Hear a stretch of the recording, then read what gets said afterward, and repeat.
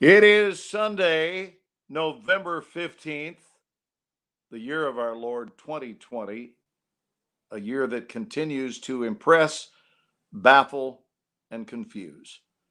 And we're going to talk about how to handle such a predicament here live on the Ken and Glenn Show with a guy, or actually tonight without a guy named Scott.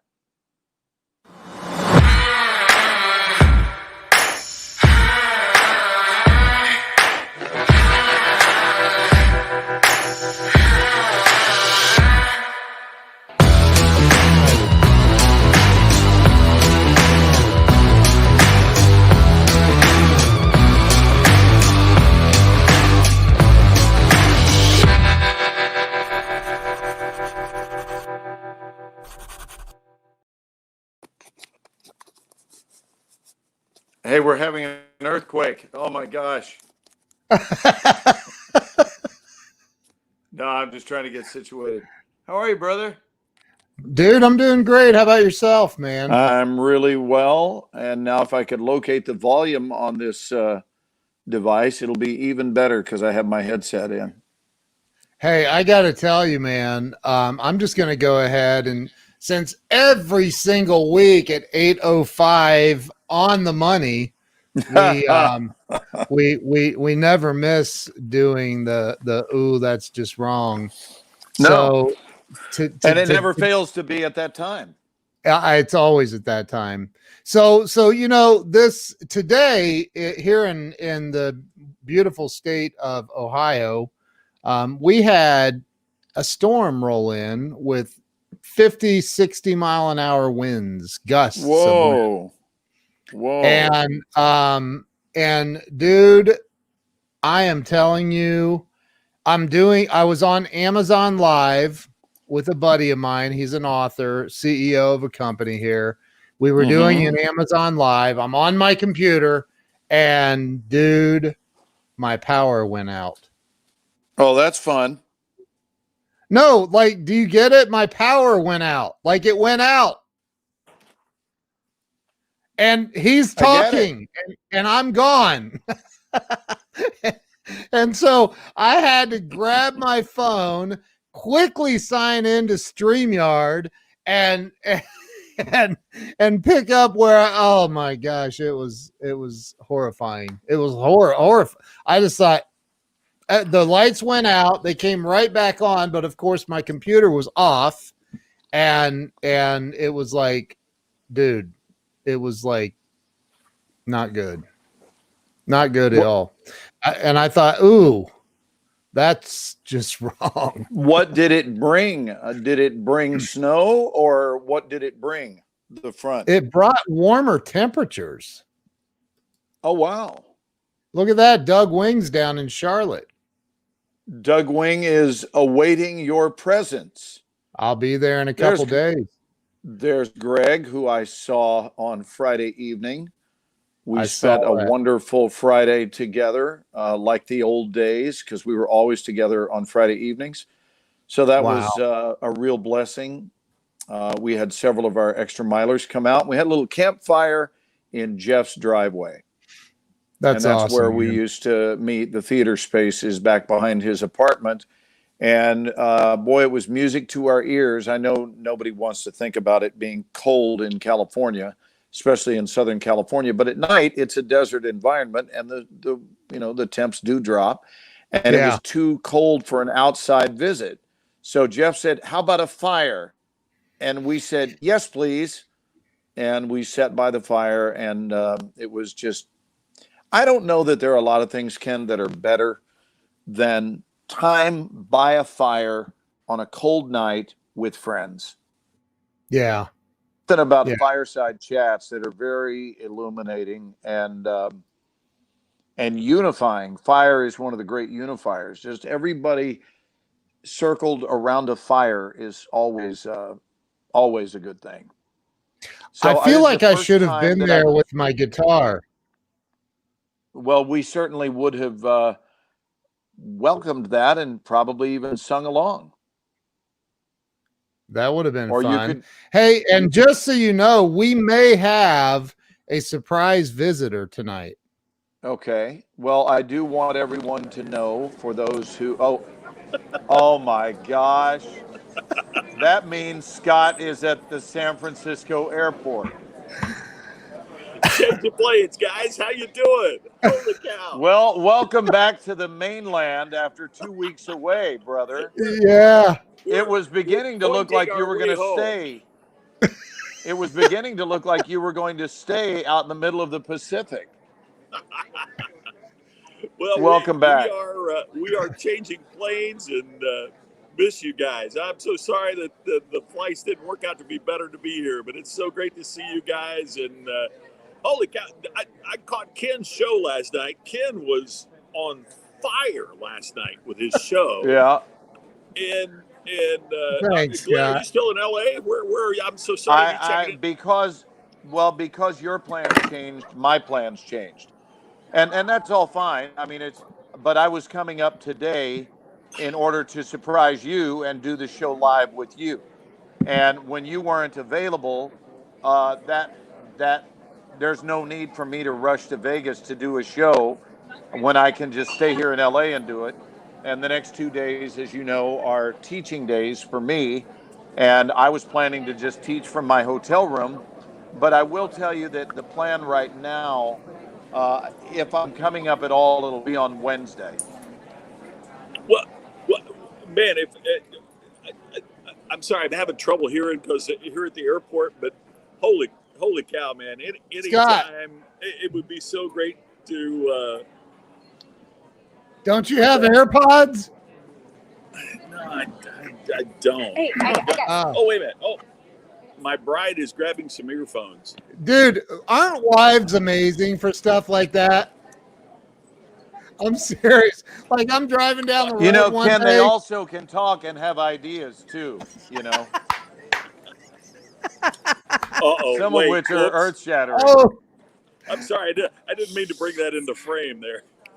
yeah. I'm driving down the road one day, and I look over at Jill, and I'm like, I could really use a 9/16 wrench right now. She goes, "Hang on a minute, let me check my purse." I'm kidding. That's funny. If you can find a gal with a 9/16 wrench in her purse, you're doing well. I know. But you might want to check downstairs. I'm just saying. Because usually you're not carrying tools. Usually you're not carrying tools. There you go. Wait a minute. I'm just saying, usually you're not carrying tools unless you're carrying a tool. I'm getting a look or two right now. Oh, are you? Funny. Oh my God. That is so funny. So when is your connecting flight to Las Vegas? We're doing a Scott? Facebook live stream here. It doesn't show. Have you ever seen 24? When? I don't know if you can hear. I don't know if you can hear. Okay, wait a minute. Can you hear? Oh. I can hear Tammy. I can hear Tammy sales pitching the show. He's on the show. He's doing this. Oh yeah. Oh geez. So, oh my God, Robert Brooker says that is a very commonly used size. On the first car, you never know when you might want to adjust your front right height. Front right height. What time is it? All right. So how about, hey Scott, can you hear us? Barely. I'm sorry. The headphones aren't connected. So sorry. Oh, they're not. Okay. We can't. There you are. I was going to say we can't see you. Guys, I'm so sorry to be checking in this way. I apologize. Well, it's not much better than me. The headphones aren't connecting to my iPad here, so I'm having a tough time. But anyway, it's all good. You guys are the best, and I'm so sorry I'm connecting in this way. But gosh, you guys. Well, tell us something, since you only have a short time. Tell us something wonderful about your extended stay in Hawaii. Tell us something what? Tell us something wonderful about your extended stay in Hawaii. Oh, My wife's blonde hair trying to hear what I'm. Uh, you know, one of the things that I would suggest to everybody is that you take the time to renew. Um, Tam and I have been married almost 15 years now. And we realized this was the first time in our life we'd ever taken 2 weeks Since we got married. since we got married to get away. For our honeymoon. And I'm just telling you, it did a world of good just to take time off. And it's not that it was in Hawaii. It's not that any of that. It was, there really is a need to unplug, and there is a need to disconnect and to get away from social media. I mean, hey, Ken, really, one of the first times I was on social media the whole time I was there was watching your incredible show last night. Wow. But it really, and Glenn, you've talked about this, and all it was for me was executing, Glenn, what you've talked about. But there is really a need to get that space and to do that. And so that's all I would say. I mean, we were so fortunate in terms of having points at hotels and with airlines and with my job and stuff like that. But it doesn't matter if it's in Hawaii or if it's in, a lake in Iowa. It's just, we all need that space to unplug and to connect. And Tammy and I, that's the other thing too in relationships. It's easy to, I'm on my phone and she's on hers, and you do all that. There's really a need sometimes to just turn off the phone and turn off everything and just talk to each other and just sit there and communicate with one another. And we realize that, even if you're spending time together, it doesn't mean that you're together. It doesn't mean you're connected. You might be sitting next to each other, but it doesn't mean that you're really, really connected. And that's one of the things we've learned on this trip too, is that we've got to really think about time to shut it down and connect. So I don't know. I mean, it's all things that you guys talk about all the time anyway. So it's not. Well, it sounds like you've been doing a serious amount of restoration. Yes, Glenn, you're exactly right. And thank you. I mean, and here's the other thing is that Glenn and Ken, I've learned from you guys over this time since Easter with our show about all of these things that, my work has mostly been with business and business people. Mm-hmm. A lot of your work has been with individuals, and Glenn, particularly you. And man, I'm telling you, it's a whole lot easier to talk this stuff than it is to live it. Yeah. And for us to, I tell you, Tam and I have been together 15 years, and this was one of the great weeks, one of the great times of our relationship, because we really just shut everything else out and focused on the two of us and focused on, and the other thing, Ken, last night you were talking about goals, and that's one of the things that we did this time. It was to talk about what are our goals specifically, what are we going to do in the next 5 years. A buddy of mine, Mike Koenigs, one of his big influences is a coach named Dan Sullivan, and Dan has projected he's going to live to be 136. Now, the whole thing is, I may not live to be 136, but if I plan for that, what would a guy that's going to be 136 do?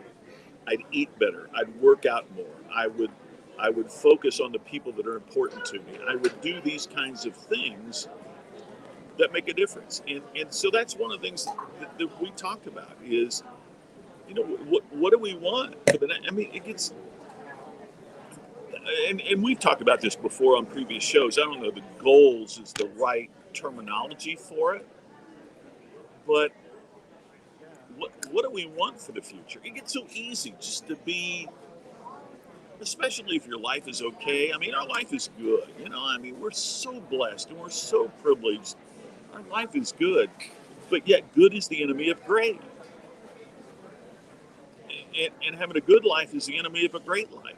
And so that's one of the things we've really, really focused on. And guys, I mean, last Sunday I was standing in a mall in Honolulu, and we were talking about everything. And I can't thank you enough for, I mean this sincerely, for everything that you guys talk about being centered and being real and really getting to what's important. And I would just encourage everybody watching. I mean, I just, you know, it's a weird thing sometimes. Who speaks to the speaker? Who ministers to the minister? Right? I mean, we all need to. We all need to review it, regardless of where we are or who we are. And I'm sorry, I don't mean to get on the soapbox, but you guys have meant so much to me. I wish you'd climb even higher on the soapbox you're on. I'm sorry. I said I wish you would climb even higher on the soapbox you're on. Well, That thank was you. funny. Yeah. Go now. Thank you, Glenn. Thank you. I mean, your insight has meant so much to us, and it has strengthened our marriage, and it has strengthened what we do, and it's strengthened the strength. It's not only strengthened, but a word that we kept coming up with over these last couple of weeks is depth.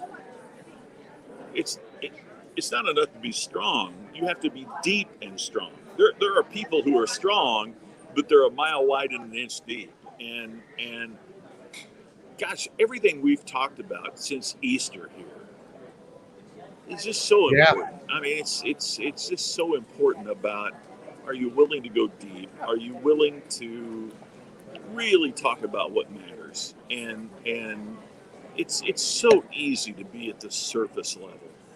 And I think that's part of what we realized, right, sweetie, is that we were really good at the surface level. We're really good at the day to day.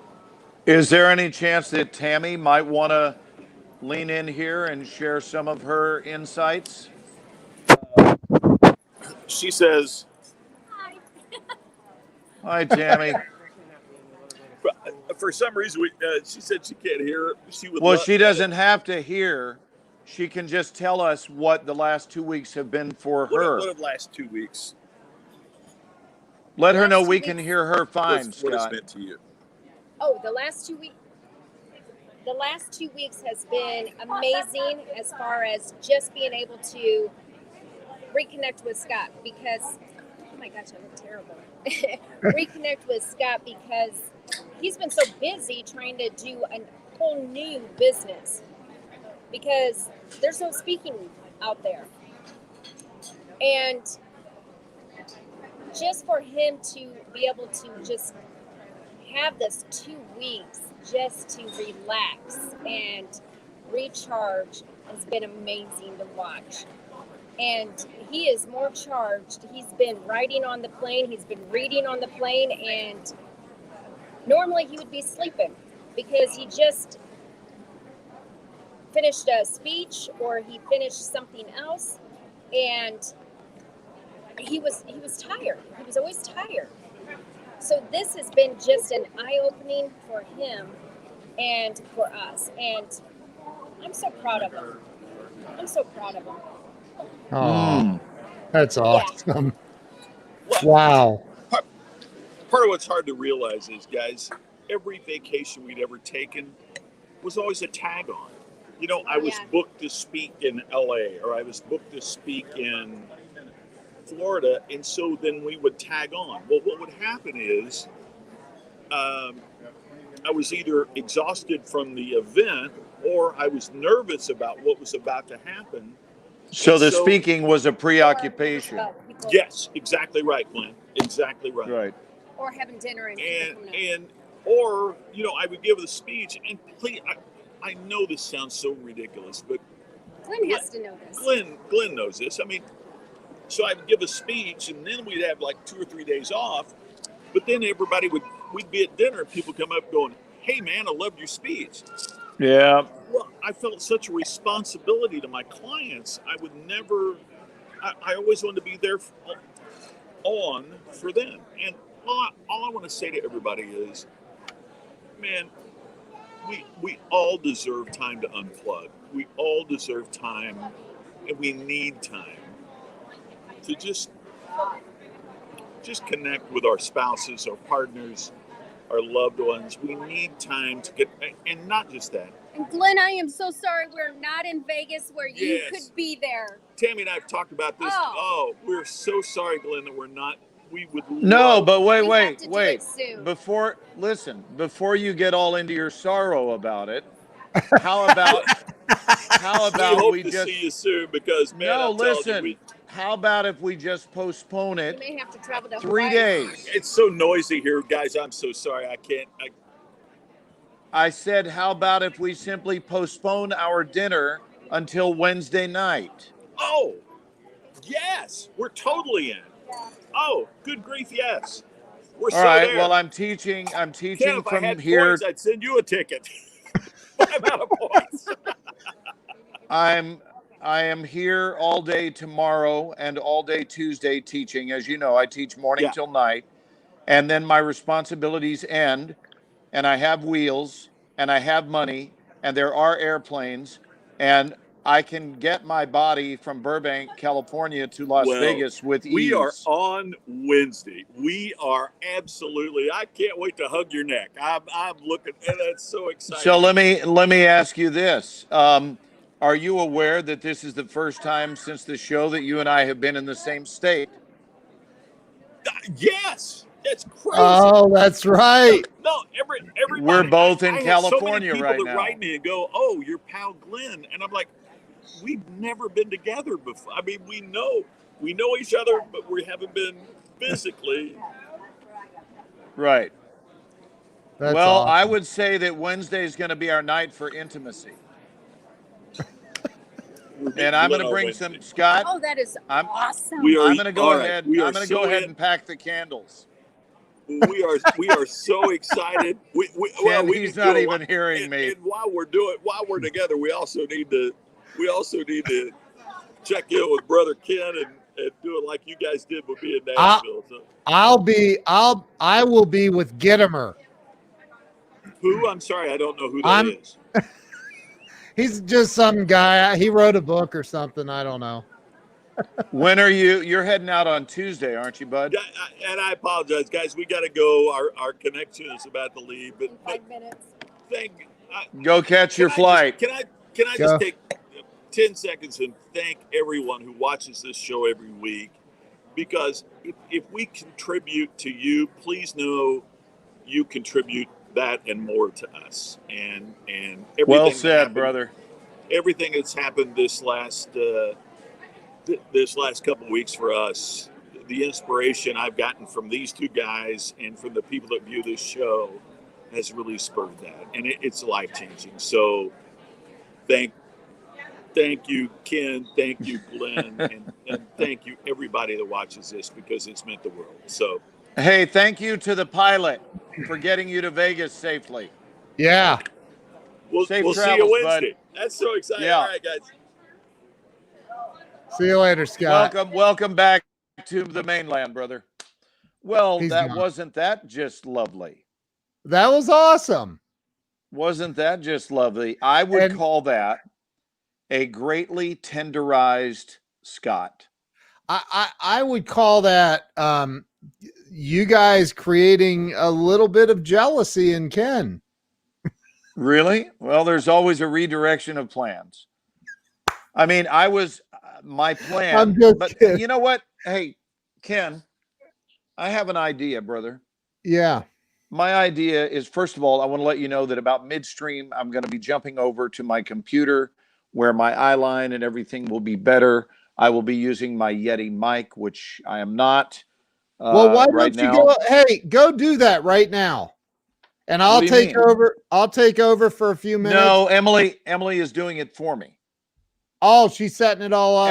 Emily went to grab Jersey Mike's and to swing by the house because Dude. our place is 3 minutes away from hers. So wow. she's running over to grab my camera. I left it in my suitcase, and then I'll jump back on, and we can stay on a little bit of extra tonight. But I Yeah. want to suggest kind of two topics, and Okay. I'm going to be talking about these in my workshop tomorrow. I've thought about it all week, but one of them, both of these are things I put into play regularly. I think there will be great audience response. By the way, if anyone wants to teach me how to look at is there a place on an iPad where you can see the comments? Oh, there it is, chat. But I think Chat. it takes over the whole screen, maybe. I don't know. Yeah, it does. Yeah, that It sucks. does. Yeah. And now it has obstructed my view of you. Uh-oh. So what do I do here? I don't know. I don't know. I really don't. I don't want to chat if I can't see what's up. Can you close the chat? It's so different doing this on an iPad. It is. I assume it's similar to the iPhone. Yeah, I've never done this, guys. Bear with me. No, that's mail, and that is certainly not what I want. Now you're Oh, boy. gone. Now you're gone. Yeah. Oh, you can't even see me? I can hear you. I cannot see you. All right. So what should I do? Sign out and come back in? And Emily is not there, right? Oh, man. X that out. I don't know how to. Does your iPad have a home button on the side, the round button? I'm looking at mail, a home. No, Well, on the like to go to the home screen.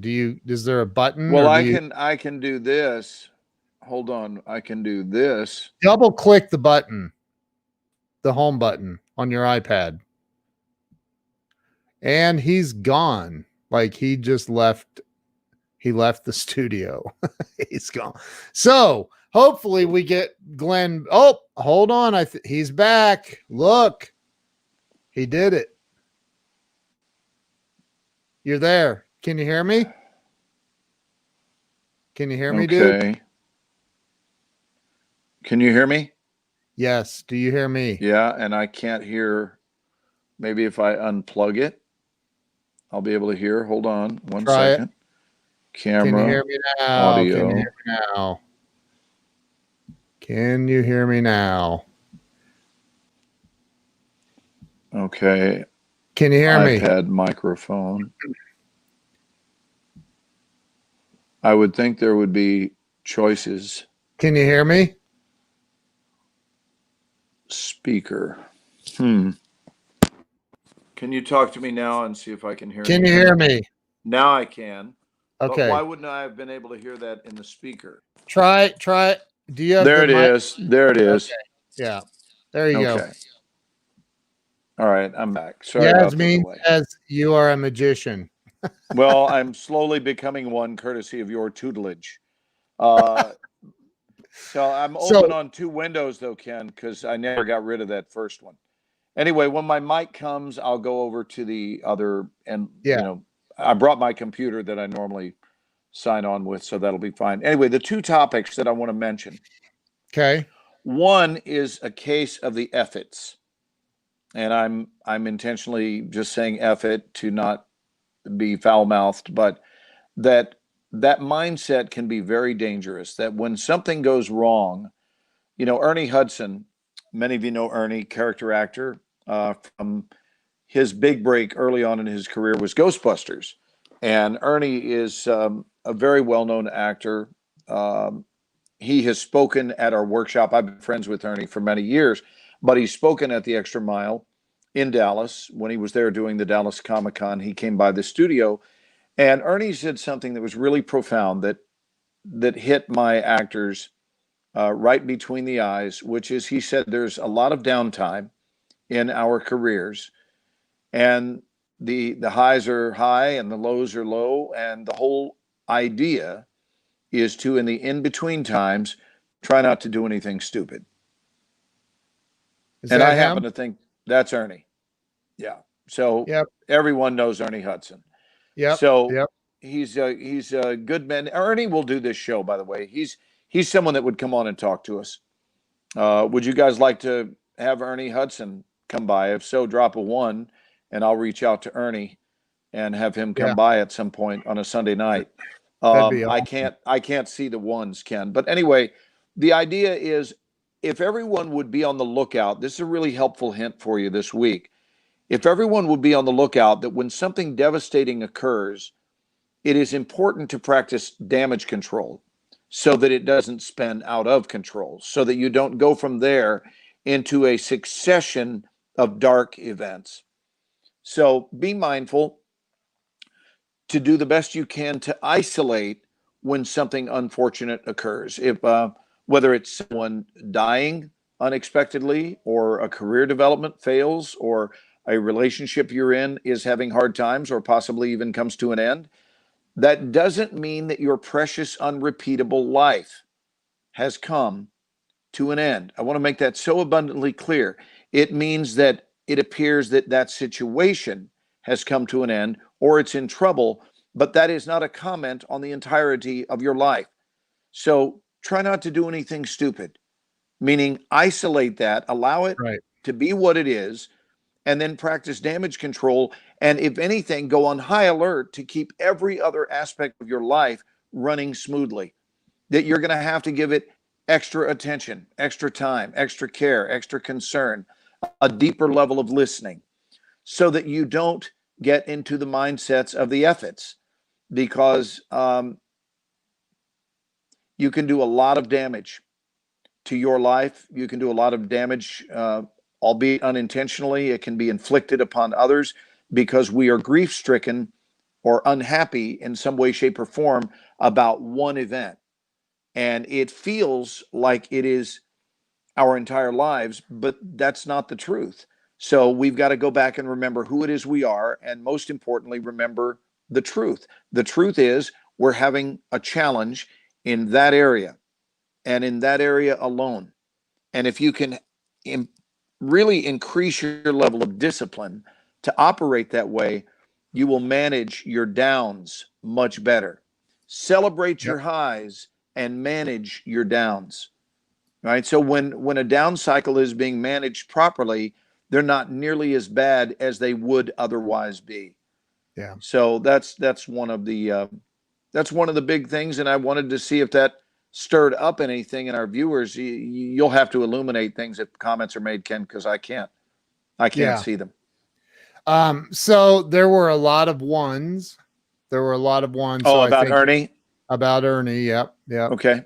So that would be awesome. What was his, what was there a main show that he was on? I know I've seen him 1,000 times. He's doing another series now called Grace and Frankie.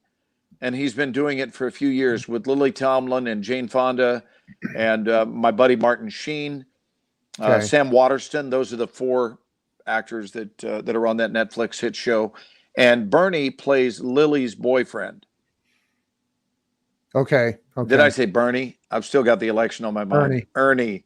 Bernie wasn't in the election. No. Well, not in the last version. I was going to tell, when Scott was saying that he's been off of social media, I was going to say, oh, so you haven't heard. Oh, you haven't. Rosie O'Donnell won. That's funny. they that is priceless, my brother. So I am, by the way, in my daughter's apartment right now. My daughter, Emily, who is my sweet girl. She was born in 1982 on New Year's Eve. So she is coming up on 38. She's 37 right now. And I am alone in her apartment right now with her sweet cat, Bean. He's like a butter bean. He's huge. I'll see if he'll come see me. He might be camera shy. But Butterbean is excited about becoming a Texan, Ken. He's moving to Dallas. You're taking Butterbean? We are taking Butterbean. Or is Emily moving to Dallas? No, Emily's not moving to Dallas. Emily's boyfriend is allergic to cats, and they just bought a home together. And they can't do cats. I mean, he's highly allergic. So and she's sacrificing the cat? Wow. Well, that's love, baby. That's That's love. serious. I mean, Well, that is two big commitments. She's buying a home and she's letting go of her cat. Which is Rebecca pretty says cool. no snooping. Oh, that is so far underneath my pay No. grade. I would Yeah, never no. in a million years. Look, that is not how I would want to find out information.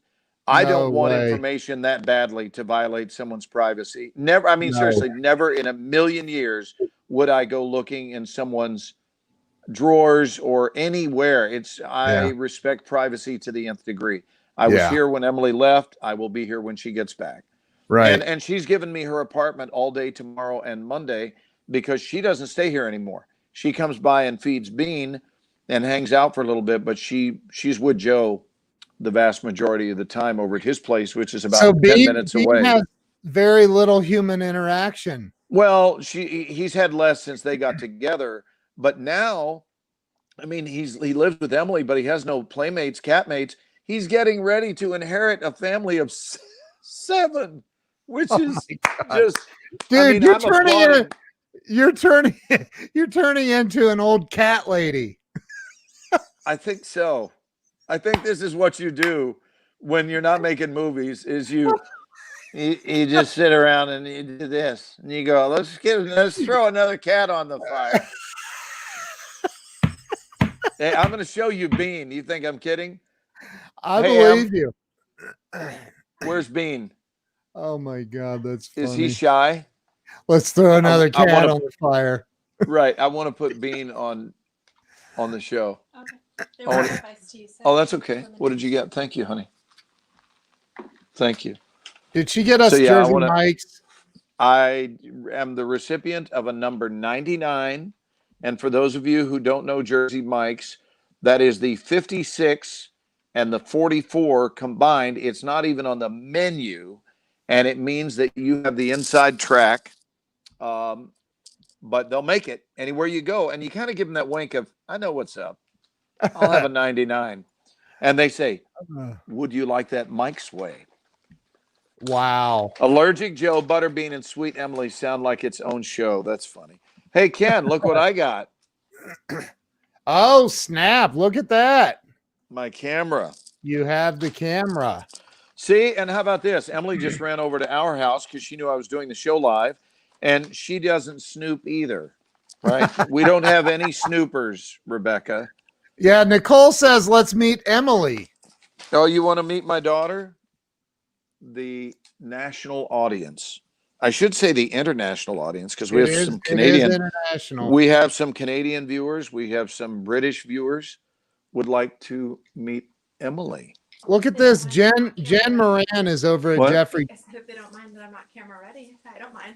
Okay. Well, you want to come in 10 or 15 minutes? I still won't be camera ready. So okay. The world will have to accept me as I am. The world will accept you as you are. Oh, we will accept her. You know what though? Let me plug in take over the show. I'm going to plug in on the other computer and I'll come back with Emily. Okay, but you got to leave the studio on this one.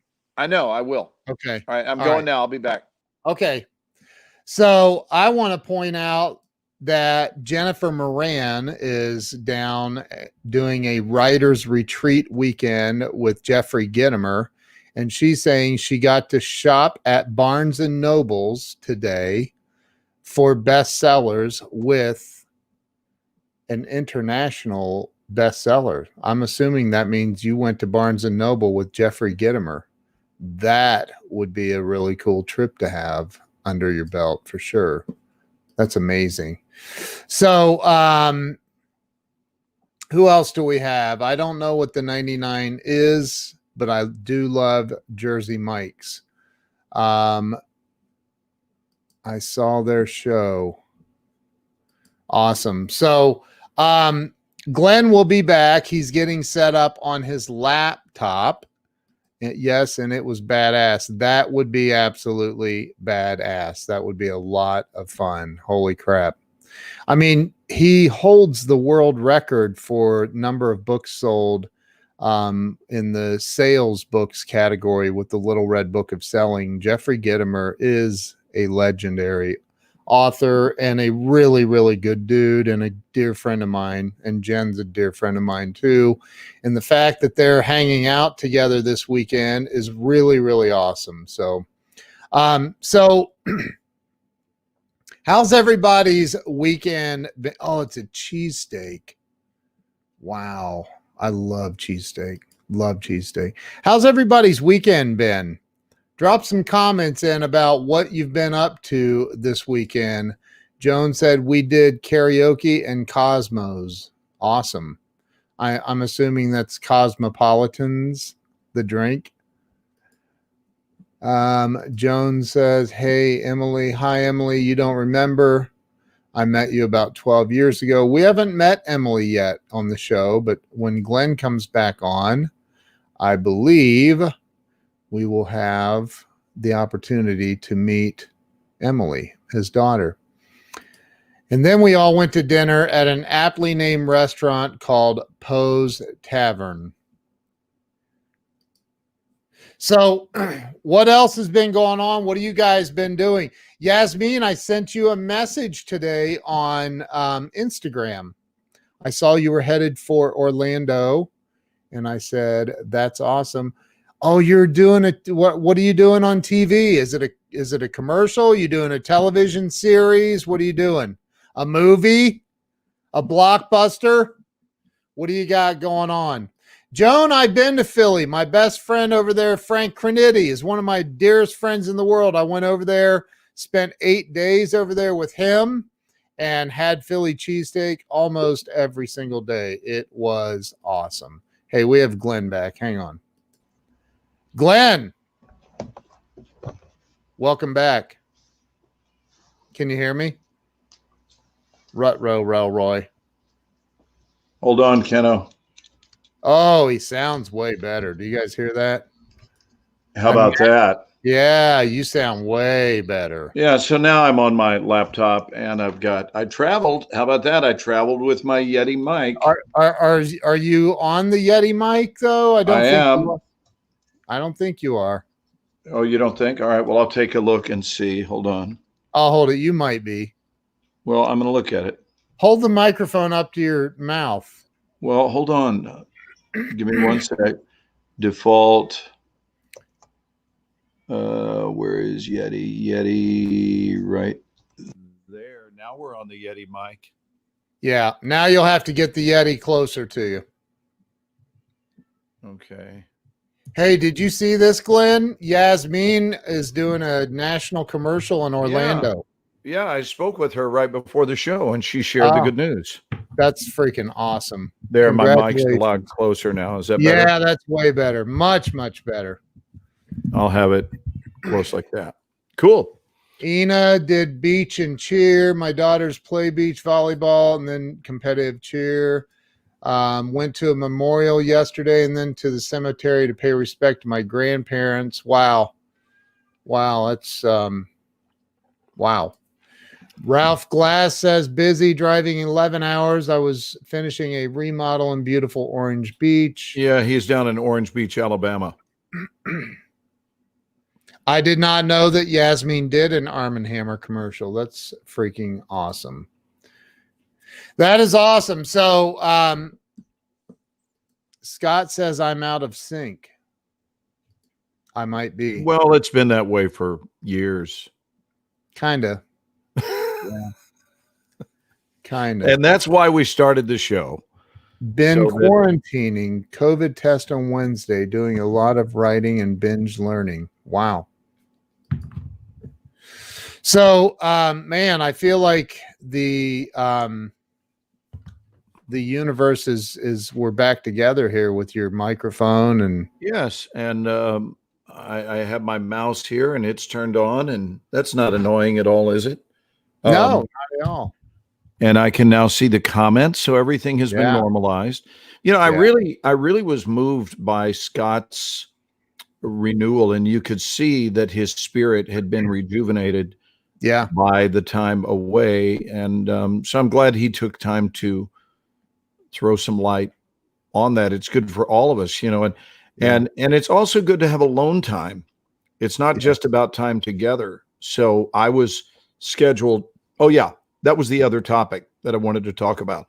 I don't know if anybody took off on what I was saying about basically putting a stop loss on whatever is going wrong. Just take a big deep breath and say, okay, whatever has gone wrong is what has gone wrong, but it doesn't mean that things need to continue to go wrong. And the other thing that I wanted to talk about tonight, Ken, was an audible. And then I want to hear, what was your show about last night? Everyone's saying it was so amazing. What did I miss? I don't remember. I don't even know what I talked about.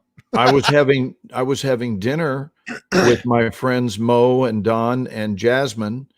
And we were having dinner down at Redondo Beach, right on the water, which was phenomenal. But you don't remember what you were talking about last night? I'm scrolling right now. Oh, yes. It was about were you angry? Because you're at your No. best when you're angry. I was I would say I was fired up. I don't know that Carolyn and I are big fans of your anger. I was people have these limitations, and I truly believe, and people, I've heard people say, well, I'm only 5'9", there's no way I could ever be an NBA player. Spud Webb would beg to differ. And Spud Webb, at one point, held the vertical jump record. I mean, he was only 5'6", I think, and played in the NBA for years. So, there's always a way. But we have these limitations, and I was talking about this last night, that they're limitations that other people freaking gave us. In the book, Four Agreements, Don Miguel Ruiz talks about, in the very beginning of the book, he talks about, we're born into this world, and then the programming of the human starts. It begins. And so that's what I was talking about. And I was, I think I was going off a little bit about it. Well, I think I'm going to stay up after the show. I'm going to stay up after the show and watch it. I talked about goals, and I said, I want to talk about the word goals. And I know Glenn doesn't necessarily like that word, because you see it a different way. Well, I think it's a good springboard word, but I think there are two words that are further down the road of evolution than goals. I don't. I like goals. I think, though, you were, I don't think I'm talking out of turn. You were hanging out with your agent, you said yesterday. And yes, we had a lovely time at his home for about an hour. Yeah, I'm sure it's a terribly small home. I'm just kidding. Well, let's put it this way. It's both expensive and expansive. Yeah, I'm sure it is. It but truly is. Yeah, I'll bet it is. And the first thing I said is, it's good to see you. I helped you buy this, didn't I? He said, come on, climb on my golf cart. Let's go over to the living room. Yeah, I think probably the income he's made from me is responsible for a smaller section of the backyard, but I think the entirety of the home was made possible by Jesse Plemons and William Shatner. Right. Because he also represents Bill Shatner and has for many years. That's awesome. Yeah. So, I was talking about goals, though, because people don't have them. Mm-hmm. And, I'm sure that when you were hanging out with your agent, excuse me, you weren't just talking about the bathroom, or you were probably at some point in the conversation discussing goals for your career and movies or whatever. And I'm sure that you don't just go, well, whatever the universe sends me, I'm just going to be grateful with that. I'll just whatever happens. No, that's pretty unambitious. That's not who you are. But Right. I think that most people, and I'm not judging, I'm guilty of this. So I'm guilty of it for myself in my life. So this isn't a judgment. It's merely me saying, look, there's a better way. And the better way is to, Zig Ziglar said, if you don't have goals, then my friend, you are nothing more than a wandering generality. And Oh, having nice. having it, nice. yeah, having it in your head, like I think, I think one of these days I'm gonna get me a jet. Can I show you the only thing in life that's better than goals? Yes, I know. I really want a Jersey Mike sub now. Okay. And I'm going to hold this long enough so that we get sponsorship from Jersey Mike's. Yes, hold that up there. Give a little spiel about. Let me be next to it. Let me be next to it and talk about the premier sandwich in the United States. When You you're have the hungry, logo upside down. oh, that probably won't help our chances of getting sponsored, will it? There it is. I wasn't looking at camera. All right, take two. So when you're hungry and you're ready to get your gastric game on, try Jersey Mike's. They never disappoint. Oh, Okay. when you're ready to get your gastric game on. Your So no, gastric game. I was talking about.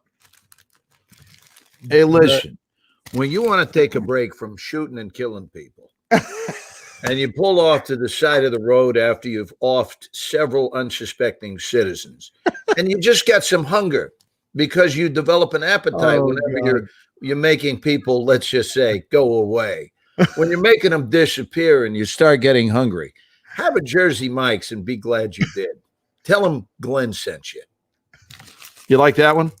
That was good. Yeah, that was good. That was the New York Hitman endorsement. Yeah.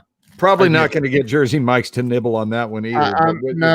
No, they probably won't. They might. You never know. You never know. So let's go back to the goals thing. Yes, please. So while you eat your Jersey Mike's, yeah, just because everybody always wants to know what's Glenn going to eat this week. I know they do. And this week we get to watch you indulge in the 99. What is that? It's cheesesteak. The 99. It's a cheesesteak. Hold on, let me go full screen. Hold that back up. Okay, dude, this isn't fair. All right. Hey, thanks for stopping by, Glenn. He's gonna eat it. He's like, oh, my opportunity. He took me off camera. I'm gonna eat while you talk about the show. So I was just talking about and Nicole Young was on, and Nicole, I'm gonna mute myself so you don't have to listen to me eat. I can't hear you eating. But Nicole was on last night and she was talking about being unsure of what direction to go in. We can connect with Jimmy John's, but I'm not a fan of Jimmy John's. Can I tell you why? I'll tell you why I'm not a fan. Can you go to a single screen of you so that I can mow this puppy down? Yes, I will. So here's why. Now your mic is still hot, by the way. Oh, you're muted. Okay. So we went to Jimmy John's. This has been years ago, and they served, and there was like blood pouring off and it was soaking into the bread, and I'm like, what is this? This is disgusting. I'm not eating this. So we've never been back since, and we didn't eat that day and left. So, but anyway, back to Nicole was saying last night, she doesn't know what direction to go with because she's got so many things that she can do and that she loves to do. And she's just been kind of confused. And I said last night, I started talking about goals, writing your goals down, not writing your goals once a year like the average human being does, but writing your goals 2 times a day, every day for a whole year. And at the end of that year, and if you start writing and journaling, even if you're in a state of confusion, you don't know which direction to go, you don't know which way is up, if you get out a pen and a piece of paper, or in my case, I use the iPad and my Apple Pencil and just start writing. Like write this down. I am in a state of confusion and I don't know which way to go. And then keep writing. What I really enjoy doing is blah, blah, blah, whatever it is. But write and write and write and write and write, and don't stop writing until you have your aha moment. Because if you write enough, you will have a moment of clarity that comes to you. I promise you, you will. But you got to keep writing. And if it doesn't come to you in that moment when you're writing, get up the next day and start writing again. Keep writing, and the moment of clarity will come to you. I promise. And so everybody knows, I can still see Glenn in a tiny little thumbnail, and I see the sandwich that he's consuming, and it's making me really hungry for Jersey Mike's right now. I mean, like hungry almost. And I should just bring him on just because he's taunting. I'm going to go ahead and label this experience pleasurable. This is pleasurable. I did not think about. Hey, turn live again. Go live one more I did time. not. Just I did bring not me up. think about. Oh my God, that looks good. It's pleasurable. Wow. So I didn't think I was going to have to do an "ooh, that's just wrong" twice in the same show, but I may have to go ahead and do that. But Eating in front of anyway, your bud when he's hungry. Yeah, that's just wrong. I'm not hungry. I mean, I ate right before. It's a cold fall night here in Ohio. Almost said winter. Yasmin, we don't have one close by, or I would do that. Plus, it's 9 o'clock at night, so I probably shouldn't do that. I became a vegetarian at about noon today, and my daughter just leaned over and said, "Dad, you're not doing real well with that." So Bruce says, that's hilarious. Bruce says, Ken, this may sound stupid. When you say write, you mean on paper, not on a computer with Evernote notes, etc. No, that's not what I said. I said I think the act of writing, handwriting, is much, much more powerful than typing it. But I would say, but look, I typed my book, and I got to tell you something. When I wrote my book and I typed all that out, it was an amazing experience. Absolutely an amazing experience. John Harrington, my brother, how you doing? John is a friend of mine here locally. John, hey, I'm wondering if you could run over to Powell for me real quick and grab me a Jersey Mike's and ask for the 99. I'm just kidding, dude. Oh, man. Glenn's sitting here eating a daggone Jersey Mike's cheesesteak, which is ridiculous. But anyway. No, I'm getting ready to introduce you to my daughter. Oh, let's bring her on. Let's bring her on. Full screen. Here we go. Hey, Em, honey, the world is ready to meet you. Oh, the world.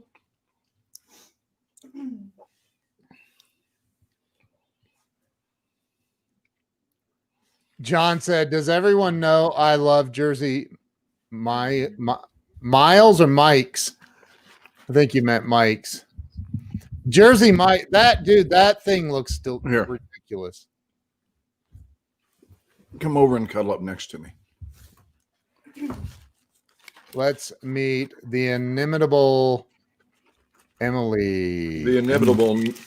There's Emily. Hey, Emily. Here, I don't want her to get obstructed by the microphone. Let me slide it over a little bit. Hello. Here, I'll put it between us. Oh. Hey, Glenn, why don't you unplug your earphones so we? Yeah, I'll give her a little ear thing. Hold on. Put that one in your left ear. And then you can hear. There we go. Go ahead and, there you go. Can you hear? Yeah. Can you Oh, hear? wow. Quite well, actually. Hello. Hello. How are you? Excellent, although not camera ready, but that's okay. It's okay. Neither am I. I need to go do my makeup and hair. So, it's pretty cool to have father-daughter time because Emily and I kind of grew up together. You know, I was 20 when Greg was born. I was 22 when Emily was born. And so Em and I have grown up together. And in addition to father and daughter, we're friends. and really good friends. And I know a lot of people are so insistent about, you've got to maintain that gap. Well, you know what? For the gap minded, then go ahead and maintain that gap. But we have not done that at all, ever. And we've always related to one another based on a combination of title and just respect, human to human. And So- it's beautiful. And we are enormously proud of Emily. And can you grab Bean? Yeah. And we'll make it a full Well, I blown want to ask presentation. Emily a question first. Okay, Sure. go ahead. Emily, did you ever consider or Glenn's favorite word, pursue? Did you ever consider becoming an actress? For about 5 minutes. Yes. When I was a little girl, I actually did want to be an actor, and then realized I had no talent for that and gravitated towards music. So that's what I do. Let's slide over a little bit. I want So them I to work- see you. I They do see work- me every week. I do work in entertainment, just in a different sort of sector of it. Yeah. But yeah, That's on the music side. Emily That's works for a network that many of you have heard of. She works for Netflix here in LA. Yeah. Wow. I Can remembered you tell them saying what you do with Netflix? I am a music contract administrator, so I basically review the music licenses for our original content and make sure that they're okay to sign and pay people. It's very administrative, but I love it.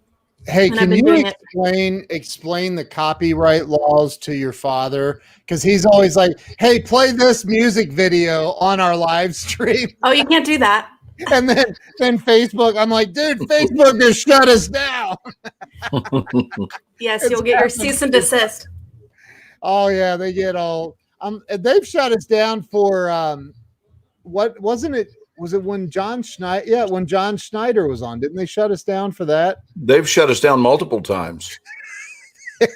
They- And each Oh my week we gosh. just get back on the horse and ride again. Oh, you've had a slap on the wrist? Yeah. Oh, Dude, no, it's like he has no idea what kind of work goes, because then I have to go. We're live on 9 or 10 pages right now, and so when I have to go in and do a manual dispute and type in, the freaking artist was on the damn show, you morons. Like, Right. I'm typing Like when we show a clip of mine from a movie, it's like I gave them. Yeah. It's okay if you look at me. I know, it's crazy. I know Holy it's crap. it's weird. It is crazy. Anyway, so that you deal with you deal with all the music at Netflix. yes. Wow. Is that It's for a lot like of work, but I love it. what, like, what's a like real life example of what you do? Like like you pick out the music for like the Netflix original movies, or how's that work? No, so that would go to the music supervisor to select the creative, choices for the content. But my job sort of is at the tail end. Once the music is locked to picture, then it goes to me to paper and pay it. And then basically I'm working with the record labels and music publishers Wow. and reviewing their agreements and making sure we're okay to sign. Do you deal with ASCAP? I don't deal with them directly, but I do reference them often because I have to pull ISKI numbers from their website and things like that and verify writer publisher information. That sounds complicated. It is interesting because you say music and people think, oh, how hard can that be? It's actually very convoluted. So, but I'm it's, sure. I've been doing it for 15 years now, post college, and it's Wow. kind of all I know how to do. And I've luckily been able to find great jobs at various studios, and the newest Wow. one being Netflix. And I'm very happy. It's a great That's team over awesome. there. And she doesn't deal directly with ASCAP or ASSHATs. Yeah. Either one. That's my word. I know. That's why I brought it up, because I thought it would touch your heart. It did. It's just evidence of Ken rubbing off on me. Emily's like, yeah, I've been wanting to talk to you about this version of you, Dad. I'm not so sure about it. Show him Bean Oh, okay. while he's here All right. in your apartment. Let me go grab them. So So- it's pretty cool that Emily will be right back. Okay. But what were you going to say? Or was it directed So to Emily? when are you removing Bean from his home, and how are you doing that? Are He's going to be flying to Texas. you by himself? No. Emily is coming to Dallas with her boyfriend, Okay. and they're coming to spend the holidays or holiday Christmas time. And so Bean so has next another month. Oh He my has another. He's huge. Watch this. Here's Bean. Oh my gosh, he's big. Wait a hold minute. him You up. haven't even picked him up yet. Hey, Bean. I could tell just from the little bit I saw. Here's Butterbean. Look at this. Oh my God. Wow. No, he's a big old boy. He looks like like our cat, like Abigail's cat. Yeah, let me get the full get the full view of him. Look at he's a monster. About Jeez, 17 man. pounds, I think. He weighs 17 pounds. Oh my gosh. That's a big cat. He's a big old chunk of cheese, but we all love Bean, and we're going to welcome him to Texas. We're going to welcome him with his new brothers and sisters, and he'll be very happy. Dude, he will, like, if any of your current cats give him any crap, they're in trouble. Yeah, that's true. He will be king of the mountain. Look, Justin says, is he part tiger? I mean, that's a big cat, dude. He's one of the biggest cats I've ever seen. You know, he As a didn't miss matter of too many fact, meals. If you give him any crap, I get you out of might line? be in trouble. Well, he better be careful. I pay the bills. Oh my gosh. But yeah, so it's interesting to see that Bean is here. You know, he's been here enjoying Southern California his whole 6 years, and now he will uproot and go to Texas, and it's going to be really nice. But let me get this back to Emily. Can explain why he's going to Texas? Go ahead. Yeah. Oh, so I just bought my first home. Congratulations. Thank you. With my boyfriend, who is severely allergic to cats, and Scoot down a little unfortunately, bit, sure. cannot live with cats. So, mom and dad have offered to take Bean, and I couldn't ask for a better home for him. He's going to be very happy there. I'm sure it's like cat heaven over there. Yes. Can you imagine, like, if you're like the random leader of the mouse pack, and you're like, hey guys, I found us a new home, come on, follow me. Yeah. And it happens to be the Glenn and Carolyn Moorshower residents, and they come running in, go, Look at him. it's like a bad cartoon. He's drinking your Jersey Mike's. Do you have any cats, Ken? Cats or dogs? We have one. Yes, he runs when I enter the room. And I'm going to put the camera on Bean and show you guys. Look at him standing up here. Look. Oh my gosh, he is so big. Wow. Hey, Bean. Bean, that's a Yeti mic. He's cuddling up to the microphone. Bean. Hey. I'm trying to get you a really good view, though, of his body. His body is just massive. Wow. There he He's is. going to walk on your computer. Oh, Oh, he's gonna walk. He's gonna mess it up. go, Bean. Go. I'll put him back. Okay, would you? Yeah, if you can put him back. Anyway, everybody, that was Bean's first appearance online, and he's a sweet. I have a feeling that won't be his last appearance. Yeah, Bean. No, you'll see him again in Dallas in a month. Greg But says he the is, California mountain lion. No, Greg, kidding. I think you may be right, dude. I think he may be part mountain lion. He's just huge. That's all there is to it. Look, he what Jamie says here. Oh, he wants me to get a MacBook. That's funny. So I want to, Ken, Emily, did You want to come back in here? Oh, sure. So there's another thing I want to mention, Ken, is about the idea of calling an audible. So, for example, I realize we kind of jumped around a little bit, but That's all right. we often do that on our show anyway. We do. But for example, the plan, which to me, plans are merely a beginning template. That's all Right. a plan is. And a goal is a vision that you have a plan for the achievement of. And then your nature, which replaces the word goal for me, is realizing that thing which you've been chasing outside of yourself actually already exists within you. And it's about uncovering the obstruction. And then a new word that we've been working with, the word is not new, but it's newly brought to my students, is we're working with this idea of upping your insistence. I want to say that again, to up your insistence, because a goal you can walk away from, but the difference between a goal and an insistence is that Nicole wants you to move over a little bit. Sure. An insistence is something that you will not walk away from until it's done. It's a done deal. Right. And that's your commitment to it, to see it to fruition and to completion. And you're not going to let it alone until it has unfolded.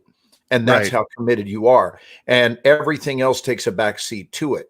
When that is your level of insistence, like I had an insistence of myself to be a really, really good dad. That was an insistence. Right. And it's because I felt like I could use the way I was parented as a beginning template, but there were areas of emptiness that I didn't want my children to have. I didn't want them to suffer from. So my call to action as a father was not casual. It was quite deliberate, quite specific, and I had an insistence attached to it that I will be for my children what I always dreamed of when I was a child. Right. That and achieve a healing in doing that.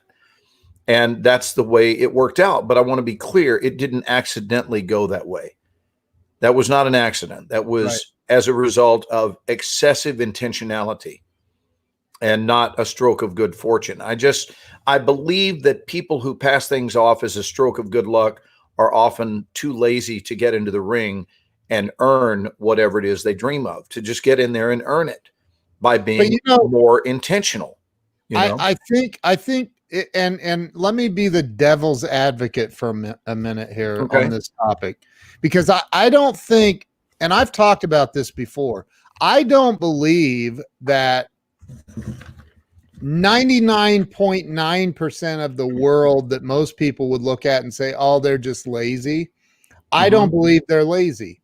I don't believe they're lazy. I believe they have no goals, or they don't, or somebody squashed their ability to dream. And so they don't dream as a result. I don't disagree with you. I know you don't.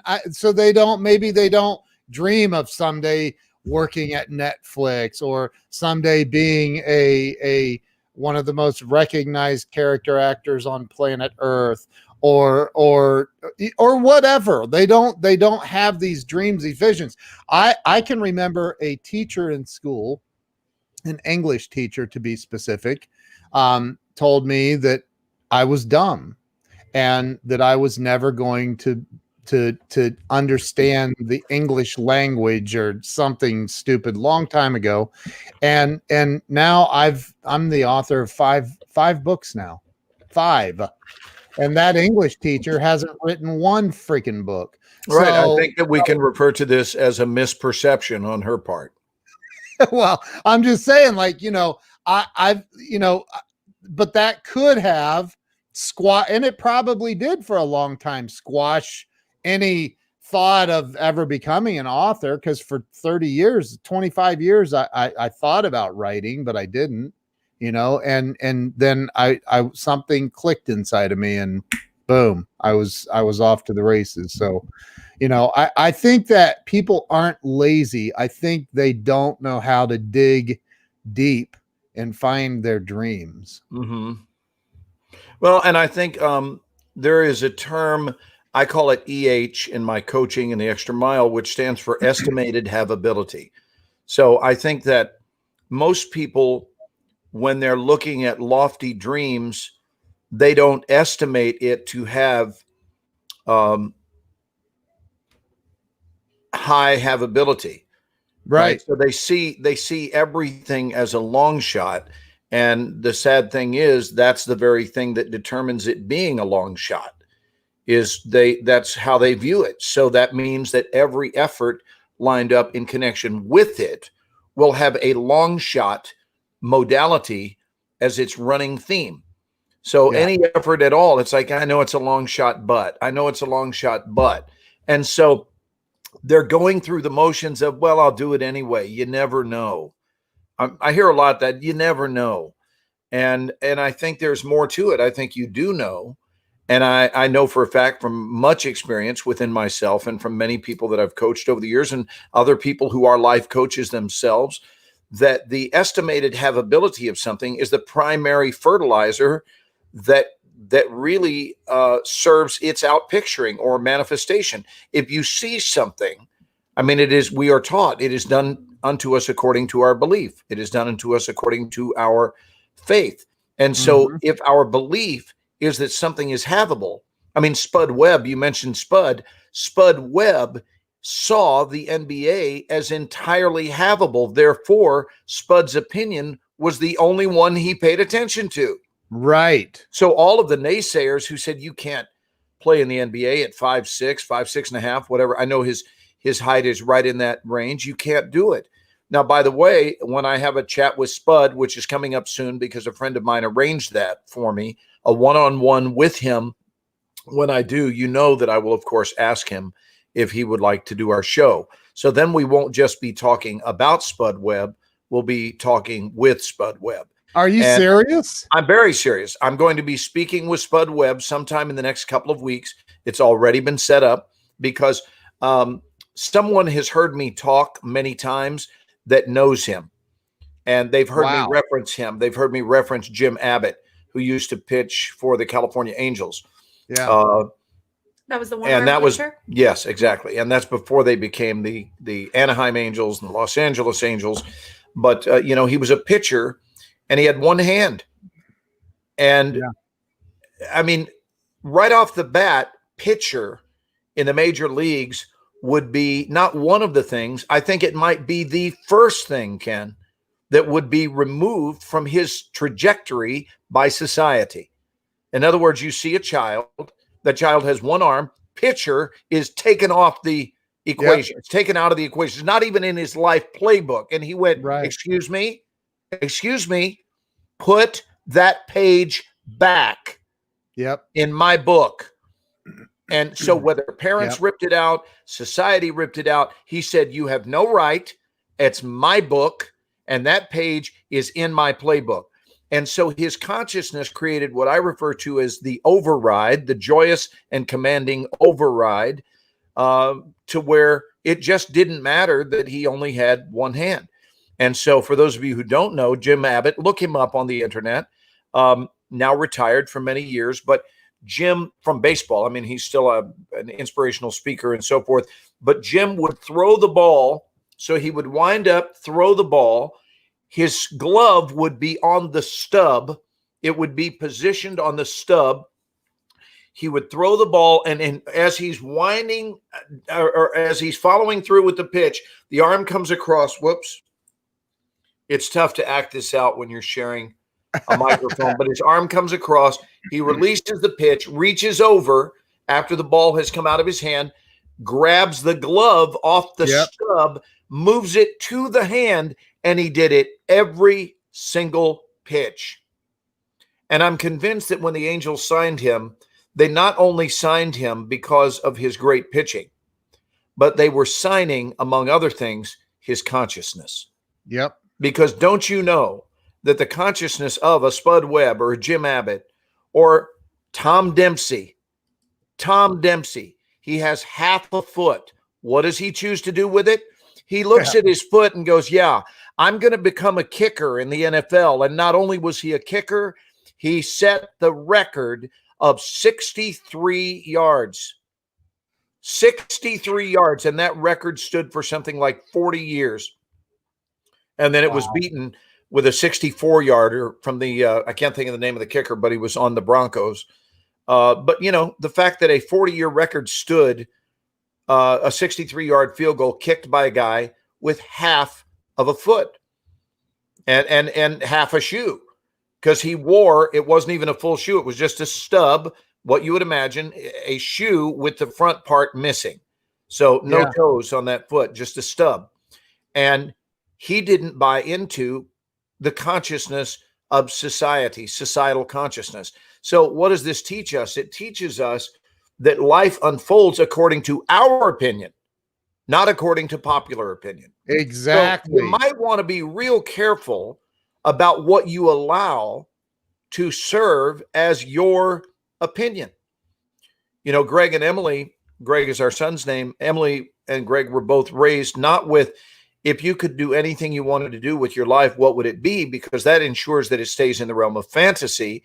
But instead of if, in our parenting skills, we changed the word if to since, and they were raised with, since you can do anything you want to do, since you can be whatever you want to be, what's it going to be? So it's now a reality-based thought, and it's not a fantasy. I don't say, well, if you could, which strongly implies, look, father and daughter here, we both know you can't, right? That's what's implied. When you say to someone, if you could, you're saying, we both know you can't. But if you could, it's great. I have a real life scenario I'd like to play out right now live on this show. Since we're capable of doing anything that we desire, and we've long desired, since you came across this woman, to have Delilah on the show. You know, it would be really cool if you knew somebody in the music business for a massive network company that could somehow get a hold of Delilah. I have mentioned it. Didn't I mention to you that I'm trying to reach Delilah? Or did I? I don't think so. Oh, okay. Do you know who she is? Do you know who Delilah is? Well, I would ask you to sing a song, but you probably aren't allowed to do that. It's not a music artist. Yeah. Go ahead. She's a nationally syndicated radio host. Oh, okay. And your father was driving through Louisiana. Shreveport. Yeah.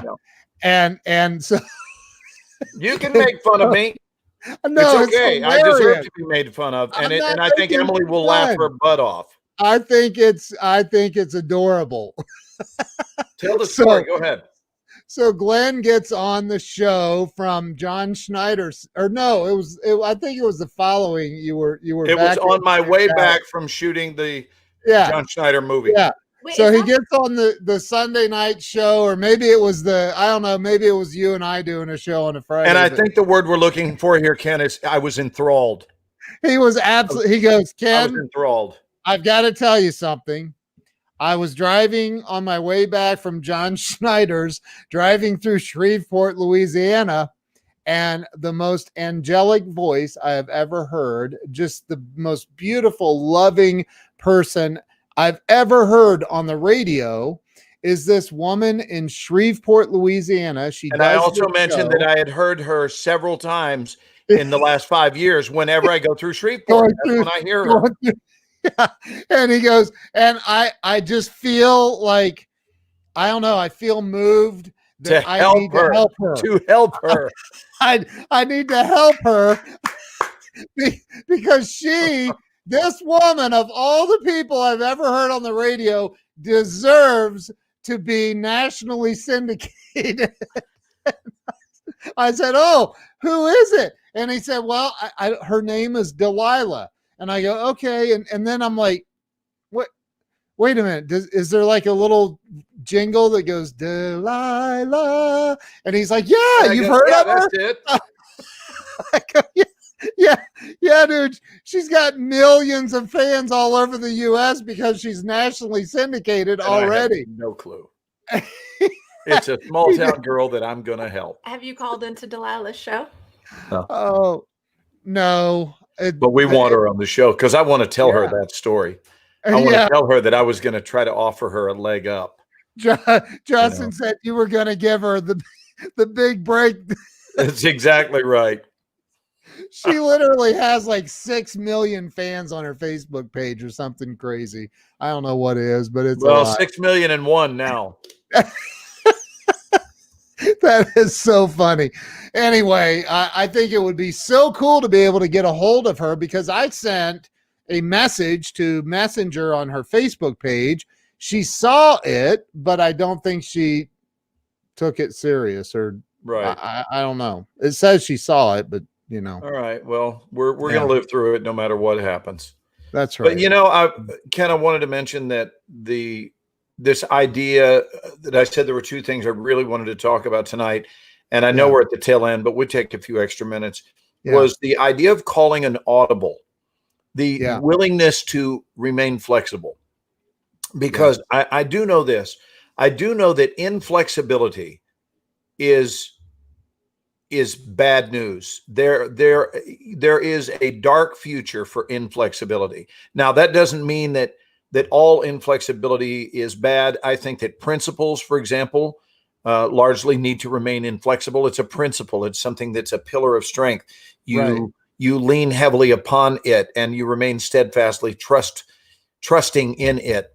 But what I'm talking about mainly are plans or what you had hoped would be so or thought was going to be so or you planned it to be so.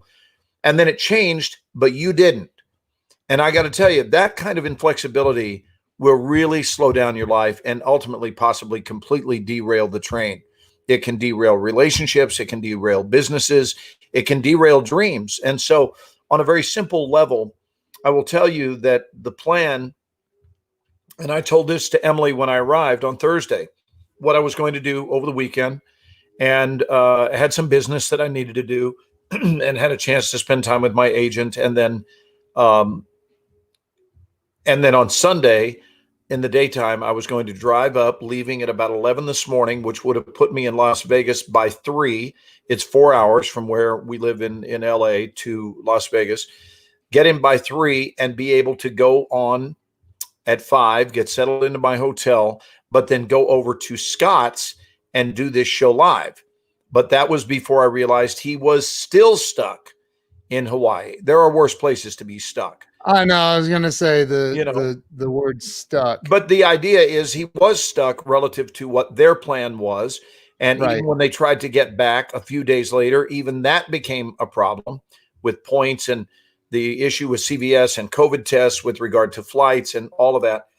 At any rate, it turned out that Scott was going to be in the air during the show. And he said, I am changing planes, but I will be in San Francisco for the first part of the show, and then I'm getting on a plane. And indeed, that's exactly what we just saw.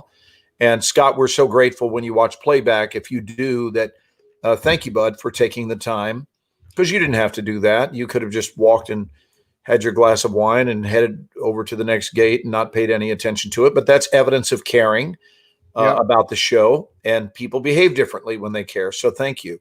And I'm sure that it meant a lot to the fans of the show that Scott joined us. Yeah. So now that being said, though, I was not going to be able to do the live like you and I have done side by side with him tonight. Therefore, I don't have a reason to go to Las Vegas tonight. And I was going to go early to get that done, and then was going to teach my classes from my hotel room. When the Scott McCain part of the equation changed, then I called an audible and redirected. And it's just no big deal when you can get to that, to where I'm either going to do this or this or this or this, but I've already pre-decided that I'm going to be the same happy man no matter what I'm doing. And that's that estimated havability. Like, happiness is havable. It's not only havable if I do the show with Scott in Las Vegas. It's not only havable if I'm here. I canceled an 11 a.m. flight back to Dallas this morning, which was the original plan, was to come out here Thursday, fly back Sunday. But then when I heard that Scott would be up for getting together, then I thought, well, if that happens. But when it didn't happen, I didn't go back to the original plan. I thought, I'm feeling good being here. I haven't seen Emily in 5 months. Haven't seen Greg in a while either. And there are things to be done around the place. And I don't have a job to get back to. And Carolyn is also flexible. So when you're dealing with flexibility, I got to tell you, I would wish this for everyone. Quit making a big deal out of things. Yeah. There are very few things. I promise you, when you get to your last day, you're going to realize there were very, very few big deals in this life. And the ones that are really are. But most things are seriously tiny, insignificant. It's just, and yet people want to get their feathers all ruffled up over nothing, Ken, over absolutely nothing. People will fight just for the sake of being right. And that's really the only thing they care about, is they get to be right. And so Carolyn's like, you want to stay? Have fun. I know you love it there, and I love it there, and I love it here. And just telling people your truth about what it is you crave with your life, and the good ones will support that. Yeah. The good ones will support that. And this is just the way we live our lives. I mean, I don't enjoy that I'm half a country apart from Emily, but we're good. I don't worry about her ever. We're good. She's got a good job, got a really good boyfriend. She's got a beautiful home here. She just bought a new home. She's got Bean in her life. By the way, the cat farts. Let me just mention that. She has bestowed upon us a farting cat. This cat farts like no man I've ever known. Wow. And it's more pungent than any 200-pound man. This 17-pound cat farts like nobody's business. Wow. He gets overstimulated.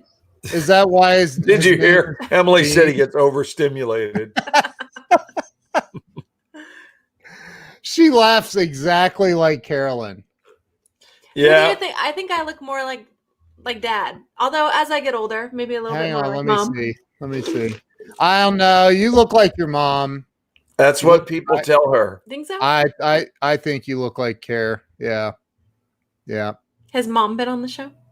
Yeah, Mom. She's wandered by. Yeah. She's never sat down with me. Well, but I've spent a lot of time with her on Zoom. Yeah, she's gotten on with Ken privately, but Carolyn would rather eat broken glass and mayonnaise than be on camera.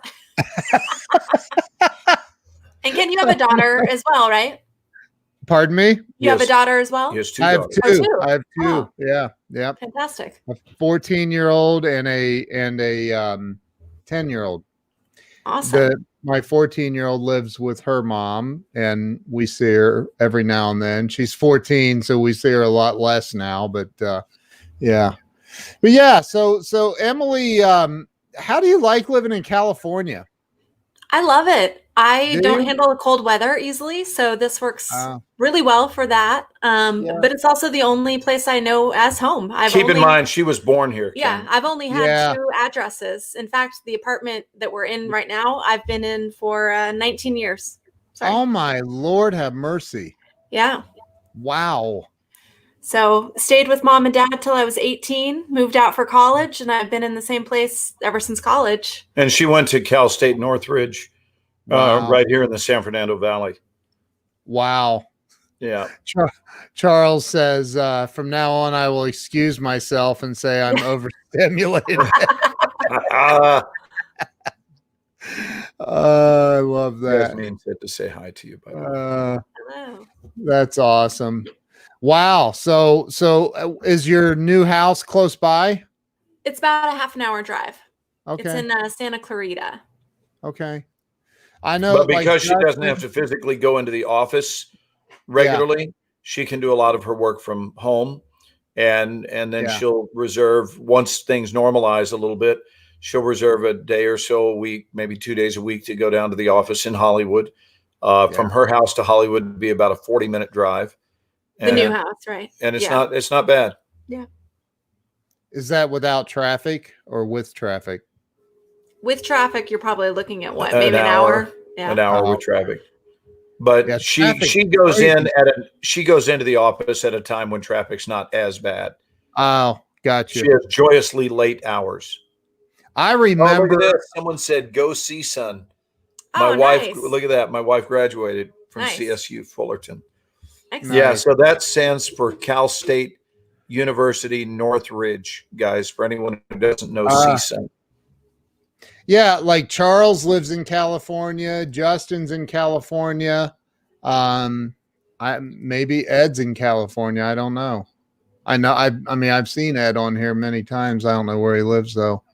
But So can I ask you yeah. a question about the noise you're picking up on this end? Do you hear the music coming through the wall from her neighbor? I barely hear something. in the Okay, so that background. won't be prohibitive for me teaching in here tomorrow? No, Okay. I can hear it a little bit. So Yeah, I she's hear, got I a new hear neighbor, and something. he's very fond of playing loud music. It's not. I mean, it's not. It's not bad. I All mean, right. I would. As a matter of fact, I would have just thought it was maybe a Did refrigerator. you think you were listening to the sounds of my inner soul? No, I didn't. Did you think maybe the broadcast was emanating from within? No, I didn't. Look at Charles, that. Magic Justin, Mountain Justin's- territory. Swing by our store in Ventura. Oh, that's right. What's the store, Justin? he has 101 CBD, or is it CBD 101? Okay. It's 101 CBD. 101 is referencing the freeway, probably, It might be. because that freeway Might be. runs right through Ventura. He's got the best CBD oil. It's not his. He has something completely different than Wow. than what most people use. Earl says he thought you just had gas. That's what the sound was. 101 CBD. 101 CBD on the So beach. guess who is going to be a guest at our workshop? Who? Star Trek fans will absolutely love it. Jonathan Frakes, who played number 1, Riker, Commander Will Riker on Star Trek The Next Generation. He and I spoke yesterday, and he's going to come do a Q&A with my students. When? Which is awesome. Probably early December, because Nice. he's shooting a movie right now in New Orleans that he's directing. And Nice. then he's got a few weeks off before through the holidays, and then he's going back in January to direct and star in the newer Star Trek series. Oh God, I'm Picard, which shoots up in Toronto. Look what Charles just said. I can see the sheriff role about to be played by Glenn and the unsuspecting neighbor. Nah, I can't stir up any noise at her complex. So, No. Well, I'm moving out. It's okay. Emily just gave me her blessing since she's moving out. She's like, go over there with a can of whoop ass, Dad. Open up a can of whoop ass. Well, Bud, on I'm excited to see your Yeah. show. I'm going to be doing Last some work night. here, but I need to get off the program. Yeah. I've got some things I got to get done tonight. All right. But Well, love let's to wrap all of it up. you. Thank you for having me as a guest tonight. Thank you for being on. It's nice Yes. meeting you Nice virtually. to meet you. Yeah. Hopefully, we'll get to have a live gathering at some point in the near I know. future. I've seen you in the comments before. I know you've watched us before, I think. Mhm. I've seen you. Yeah, so that's cool. Well, thank you for everybody who watched tonight, and Thanks to all of you. Thanks yeah. for sharing us out. Yeah, Ken. take us out, Glenn. Ken, good to see you, brother, always. And I'll stay on You for too. a couple of minutes Yeah. so we can chat. Okay. Hey, everybody. Thanks for watching. As always, we appreciate it. You have become followers of a very heart-centric show that never knows exactly what it is aimed at, because it is wide open, experiencing whatever flows out of us. And in that sense, it's always real and it's always fresh. God bless you guys. Make good choices this week. And thanks for watching the Ken and Glenn Show with a guy named Scott, and today a gal named Emily. Have a great week, guys. See you guys. Thanks so much.